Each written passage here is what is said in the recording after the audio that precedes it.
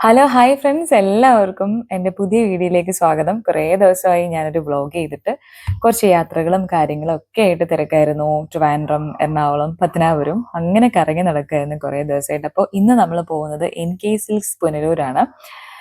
എനിക്ക് കുറച്ച് ഷോപ്പിങ്ങും കാര്യങ്ങളൊക്കെ ഉണ്ട്. ഒരു പുതിയ സീരിയലിന് വേണ്ടിയിട്ട് കോസ്റ്റ്യൂം പർച്ചേസ് ചെയ്യാനുണ്ട്. അപ്പോൾ എൻ്റെ ഒരു ഫ്രണ്ടാണ് സജസ്റ്റ് ചെയ്തത് NK സിൽക്സ് കുറച്ച് അഫോർഡബിൾ ആയിട്ട് നമുക്ക് സാധനങ്ങളൊക്കെ പർച്ചേസ് ചെയ്യാൻ പറ്റും. ഇതാ നമ്മുടെ ബോർഡൊക്കെ ഇവിടെ ഇരിപ്പുണ്ട് NK സിൽക്സിൻ്റെ.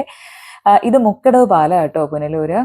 പാലം പണിയൊക്കെ കുറേ നാളായി കഴിഞ്ഞിട്ട് ശേഷമുള്ളൊരു പാലമാണ് നിങ്ങളിപ്പോൾ കണ്ടത്. നമ്മൾ അതാണ്ട് എത്തുന്നു. കുറച്ച് പാർക്കിംഗ് ഇഷ്യൂസ് ഒക്കെ ഉണ്ടായിരുന്നു കേട്ടോ. ഞങ്ങൾ ചെന്ന സമയത്ത് ലോഡ് ഇറക്കുന്ന ലോറിയും കാര്യങ്ങളൊക്കെ ആയിട്ട് കുറച്ച് തിരക്കിലായിരുന്നു. നല്ല മഴയുണ്ടായിരുന്നു പോയ സമയത്ത്. നമ്മളങ്ങനെ ഷോപ്പിലെത്തി.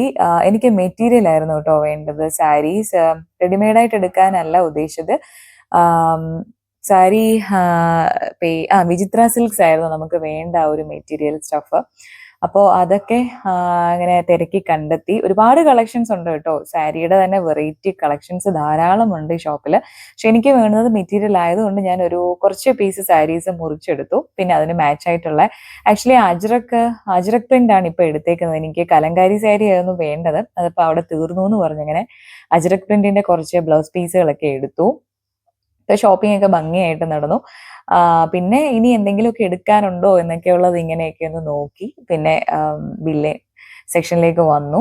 നമ്മുടെ തിങ്സ് ഒക്കെ ഇവിടെ ഏൽപ്പിച്ചിട്ടുണ്ട്. വെയിറ്റിംഗ് ആണ് സാരീസ് വാങ്ങാൻ വേണ്ടിയിട്ട്. അങ്ങനെ ബില്ലെല്ലാം അടച്ചു. നമ്മുടെ തിങ്സ് ഒക്കെ കിട്ടി. ഹാപ്പി ആയിരുന്നു ഇന്നത്തെ യാത്ര. അപ്പോൾ ഇനി നേരെ വീട്ടിലേക്ക്. എങ്ങും ഇറങ്ങിയില്ല കേട്ടോ. ഞാൻ എൻ്റെ സിസ്റ്ററുടെ മോൻ ഇമ്രാൻ കൂടെ ഉണ്ടായിരുന്നു.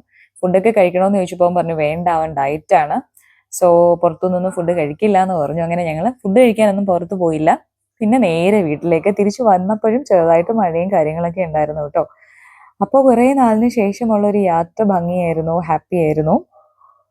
അപ്പോൾ വീണ്ടും നമുക്ക് വേറൊരു വീഡിയോയിൽ മറ്റുള്ള വിശേഷങ്ങളൊക്കെ ആയിട്ട് കാണാം. സീരിയലിന്റെ വിശേഷം ഞാൻ പറയാം കേട്ടോ. ദുർഗയാണ് കേരളത്തിൽ വരാൻ പോകുന്നത്. അപ്പോൾ അതിന് വേണ്ടിയിട്ട് വേറൊരു വ്ളോഗിലൂടെ അതിന്റെ വിശേഷങ്ങളൊക്കെ ഞാൻ നിങ്ങളുമായിട്ട് പങ്കുവയ്ക്കാം. തൽക്കാലം ടാറ്റ എല്ലാവർക്കും.